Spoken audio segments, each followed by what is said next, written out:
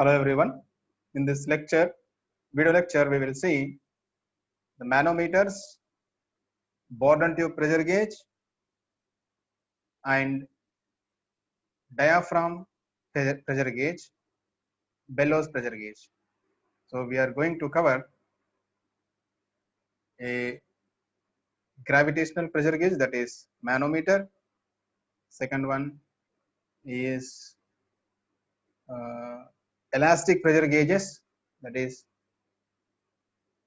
Bourdon tube pressure gauge, diaphragm pressure gauge, and bellows pressure gauges.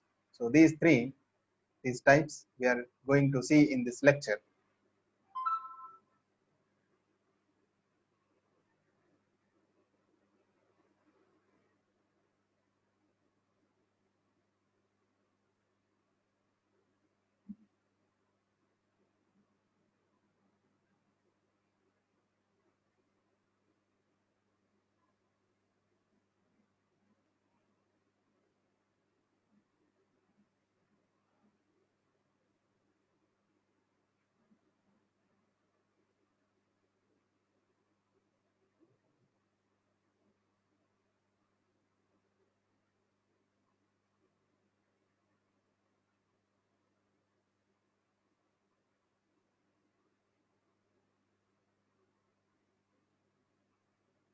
Yes, we are recording it.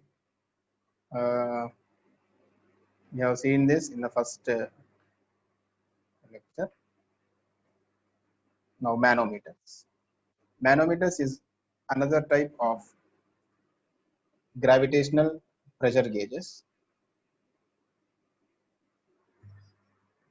Here, equal limb manometer, unequal limb manometer, both are the unequal limb and equal limb are there. So, where did we see these manometers in general? In our applications, we have seen in our lab, FMHM lab, for calculating the differential pressure at Venturi meter, orifice meter, and for calculation of frictional factor, we have used this manometer. Sudden due to frictional factor and the losses, head losses in sudden contraction or any disturbance, bendings in the pipes. And that also we have seen this equipment, this type of pressure gauge, manometers we have seen, not a gauge, a manometer we have seen. Now coming to what is the principle involved here? It's a gravitational method only. It's applied force balanced with the force from the other side. So it consists of a glass capillary tube, a U tube, which is made up of glass, and that will be in this shape. So two ends will be there. These two ends are connected to the measurements whose differential pressure is to be measured. Or if you know one pressure, you can find the other. So here W1 is weight density of the fluid 1, W2 weight density of the fluid 2, Wm weight density of manometric fluid. Generally we use mercury because its specific gravity is very high compared with that of the other liquids. Specific gravity is the weight density of unknown to a weight density of a known fluid. Now it's a comparison of densities that will give us specific gravity. Now here coming to equal limb manometer. The two limbs are at equal level, equal height from the ground level. So P1 and P2 are at equal level. Now W1 is the weight density of the first one, W2 weight density of the second one, Wm weight density of the manometric fluid, H is the difference between the limb, left and the right limb. So here H is the difference between the left and the right limb.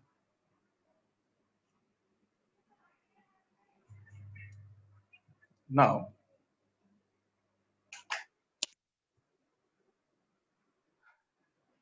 so operation, coming to its operation, these two ends are to be connected to the pipeline or a measure end whose differential pressure is to be determined.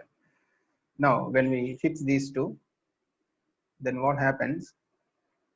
The fluid which has got high pressure will push this fluid into the other tube. So here we are able to find, here comes the difference between the pressures here. So this it has got some pressure, high pressure, and it got some low pressure. Due to this pressure difference, we are going to get this head difference. So the pressure is calculated with respect to head. From hydrostatic law, pressure is equals to W into H. By using that formula, we are going to build up some equations here. Now, how we write the equation with respect to this unequal limb manometer? That is P1, pressure P1 plus W1 into H1 plus H2 plus H equal to, so till this it is gone. Next, equal to P2 plus W2 into H2 plus Wm into X. So when we equate these two, so P1 minus P2 will give the differential pressure, and we can find out, or if you know the this pressure, differential pressure means what is the pressure difference between the two sections, two pipelines, or different, or within the single pipe, how we are going to get this differential pressure. So that can be determined by using this equipment. So by the relation, so you can find out P1 minus P2 or P2 minus P1, and it is P1 minus P2 only here, because P1 is higher as shown in the figure, because the manometric fluid is pushed towards the right limb. In the same way, the manometric fluid in the second one, it is in a equal limb manometer type. If the two measurements are at equal level from the reference line from the bottom, from the earth or the surface, then it is given as W P1, same equations, P1 plus W1 into this height equal to P2 plus W2 into this height plus Wm into this height. So we have to use these relations to find out the pressures, unknown differential pressures. Coming to the applications, of this manometers, they are used to find the low pressures, especially low pressures in industries, or in chemical industries. We can use this type of pressure where the pressure is less. There we can apply the manometers.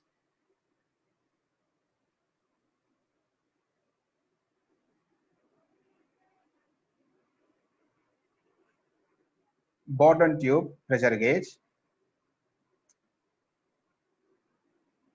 In general, we have seen this Borden tube pressure gauge in our fluid mechanics laboratory. In different equipments, we have seen its different equipments. We have seen this Borden tube pressure gauge, like to check the performance of a single acting or double acting cylinders, or in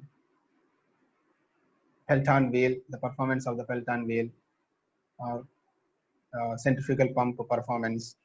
So in different areas, we have seen this pressure gauge. So there are different types of pressure gauges there. One is used to find out pressure, I mean higher pressure than atmospheric pressure. Other one is vacuum gauges are also there. At suction, for the suction pipe, we use suction side, we use that vacuum pressure.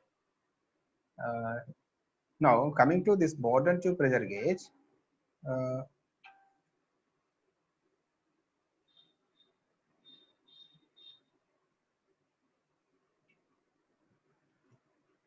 so the principle involved here is this Borden tube pressure. It is because of the pressure,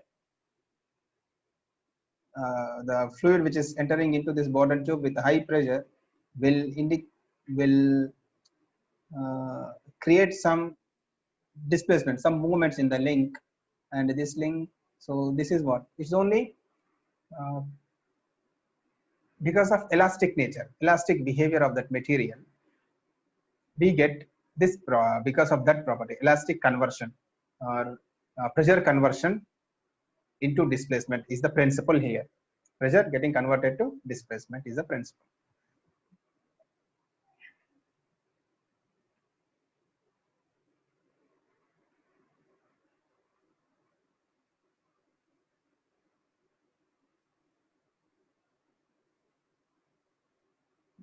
Now, this place, coming to the parts, we are having a Bourdon tube, adjustable link, sector, pinion with teeth, sector with teeth. These two are engaged with the teeth form, pointer, and a calibrated scale. Case in which we have this all. This is a pressure calibrated scale. See, pressure calibrated scale. This tube will be having, initially it will be having elliptical cross section. Bourdon tube is having elliptical cross section. Now these are the important parts of Bourdon tube pressure gauge. Next, coming to its operation. This Bourdon tube pressure gauge, this inlet, it is inserted to the pipe through which a fluid is flowing. I wanted to measure the pressure of that fluid. So this passage is given supplied with a measure end. It is connected to measure end, through which the measure end will enter into it with high pressure. Pressure is what to be converted now. So it enters into the Bourdon tube, and you will find a movement in that Bourdon tube.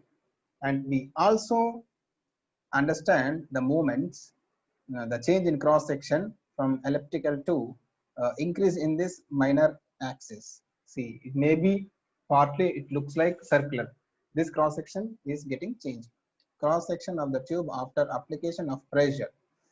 Now, cross section of the tube before application of the pressure. This is before application. This dashed line curve is after application of the pressure. So, when fluid is entering into that Bourdon tube, the one end is connected with the measure end, other end is connected to the link, which is further connected to sector, pinion, and pointer. The measure end enters into the Bourdon tube, that is data translation element, transducer, where the data is getting converted from one form of the measure end into the other form, where the other form, the second form, is the displacement or change in dimension. So which help us or which is a suitable input form to measure the unknown physical quantity of the fluid, that is pressure. So the suitable form is displacement. So you will find the movements or change in cross section of the tube at the other end, and that is connected, that will create a movement in adjustable link. The link which is in connection with the sector will also move. The sector will manipulate the information, that movement, and will transfer the information to pinion. Pinion, which is in turn connected to pointer, will rotate because of the movement. So this relative motion of the pinion is calibrated and will show the readings. The pointer will show the readings on the pressure calibrated scale. This is how the process goes on. Now coming to its applications in industries, especially for boilers and for evaporators and condensers, we use this type of pressure gauges.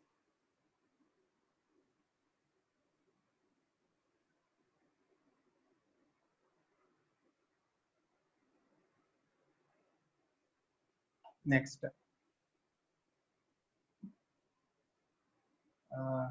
the next topic is we have already seen this one in previous classes, where that is a pressure type thermometer. This end is connected to a sensing bulb there. In temperature devices, we have seen pressure type thermometer. There, the instrument, the sensing bulb of the instrument is inserted into a measurand, and because of the change in the temperature, the liquid that is present in the sensing bulb will get converted to the vapor, and that vapor will come with a high pressure, enters into this Bourdon tube. Same cinema is shown here also, there also, and here also. Same thing. Only the input variable here it is pressure, there it is temperature, but in turn converts into pressure. There twice. That is a tertiary measurement system. That is an example for tertiary measurement system. This is an example for uh, this pressure gauge. Bourdon tube pressure gauge is example for secondary measurement method. Pressure type thermometer is tertiary measurement method, or a electrical tachometer is also one of the example for tertiary methods. Now we slowly move on to the next one, that is elastic diaphragm gauges. Elastic diaphragm gauges. This type of gauges are used in manufacturing industries. Especially in manufacturing industries, we will find this elastic diaphragm gauges, where coming to there are two types here. We will see the first one. The first type is diaphragm displacement. You have a diaphragm. What is the diaphragm? Diaphragm is a material, a rubber material, which shows some deflections,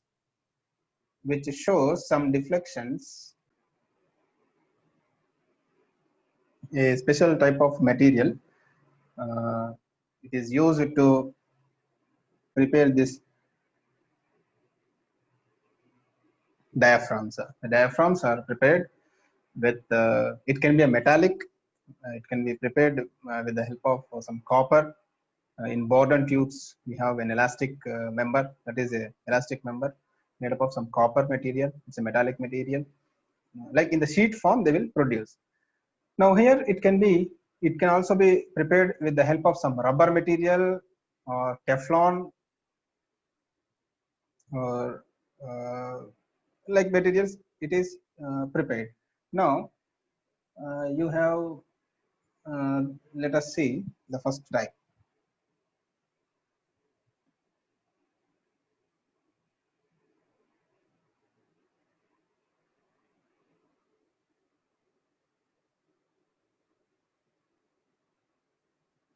Let us see this type. Here the parts are housing. This is corrugated diaphragm. Corrugated diaphragm means you have some foldings here.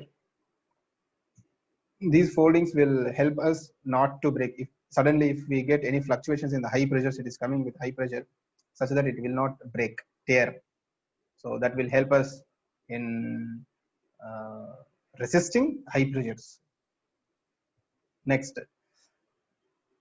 you have a firmly fixed edge of the diaphragm. This one is firmly fixed edge of the diaphragm, and this is pinion, sector, link, and we have got a motion here, a pressure calibrated scale here, and this is fine. So these are the important parts or description of the equipment, that is diaphragm gauge, elastic diaphragm gauge. And now coming to its operation, the equipment is attached to the measurand whose pressure is to be measured, and the substance will enter into the gauge with high pressure. With its own pressure, it is entering into the diaphragm gauge. As soon as it enters into the diaphragm gauge, this diaphragm, elastic diaphragm, will show deflection. You will get a pressure force here. A pressure force is acting here. When this pressure force is greater than this atmospheric pressure, you will find deflection in upward direction. Just it will push in upward. As a result, we will get a motion here, and this motion will get converted to the link. Here the primary transducer, here the first transducer is the diaphragm only. Pressure converted to the motion, that's it. And this motion is getting the energy, it is the form, we are not changing the form, we are simply converting, just transporting, that's it. We are transporting this motion from link to sector, and we are manipulating here, we are multiplying such that we can see the proper deflections in the pointer. And so because of this moment, see, the link is like this. This is sector, say this is sector, this is link, and this is the motion now. So I am moving up. So I am moving up. So this link will do a, so link motion will be transferred in such a way that will transfer the motion in such a way that you will get the moment in the pinion also, and this pointer which is in connection with this pinion will show the readings. Thereby we measure the pressure by using elastic diaphragm gauge. Coming to the second case,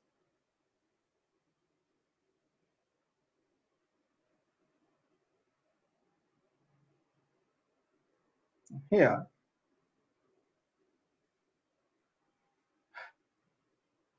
both are similar.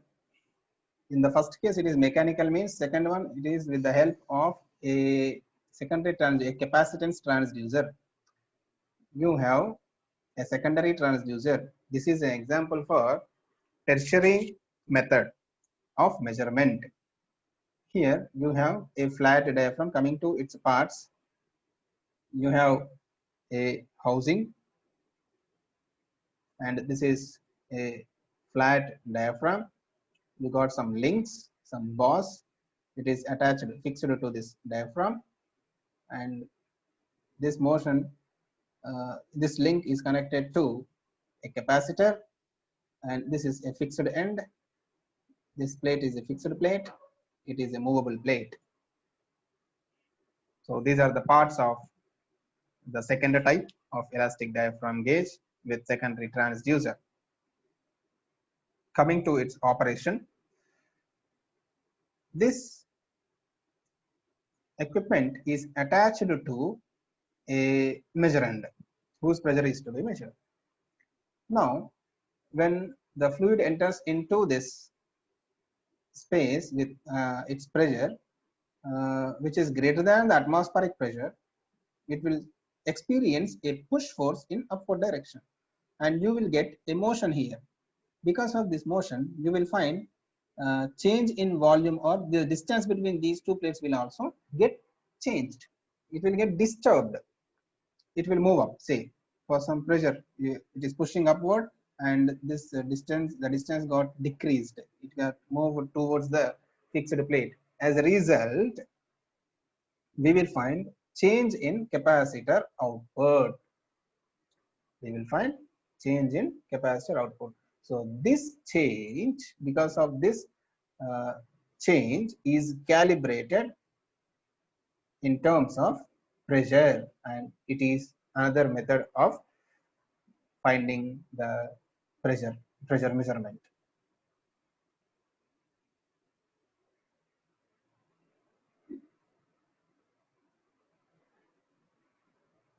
So next types are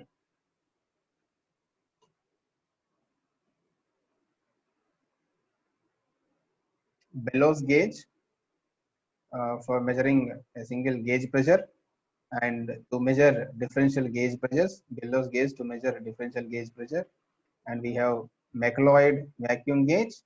Apart from that, we have Pirani gauge, thermocouple type conductivity gauge, ionization, like we have other gauges to describe.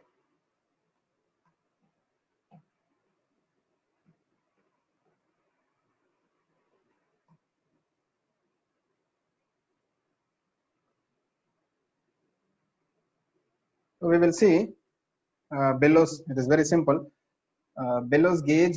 So bellows are also made up of some metallic, or it can be of some plastic materials. Now, uh, to measure medium and high pressures, we use this bellows. You have a spring. Coming to its description and its parts. Uh, you have a spring here, a bellow. This is a bellow spring arrangement. You have a fixed one, a fixed end of bellow, and this is a closed end of bellows, the other end. Next, you have a rod which is connected to a link, sector, pinion, pointer. This is pressure calibrated scale. Now, this equipment is brought in contact with the measure end, whose pressure is to be determined, and the transducer, that is bellows, will convert this high pressure into motion, converts the pressure into motion. So it is coming with the pressure, and it is you will find a motion, a moment. Now, so without this bellow, we may not find the movement. Because of the bellows only, it is capturing the air which is, or the fluid which is entering into it, and it will experience a push force. Push force. So you will find a movement in this link, and this sector will also start moving, and because of this movement you will get a movement in the pinion. Again, the pinion which is in connected to the pointer will show the readings over the pressure calibrated scale. So this is how a bellow gauge is used to measure only a single pressure.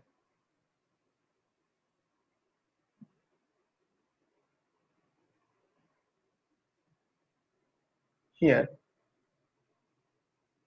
bellows gauge to measure differential pressure.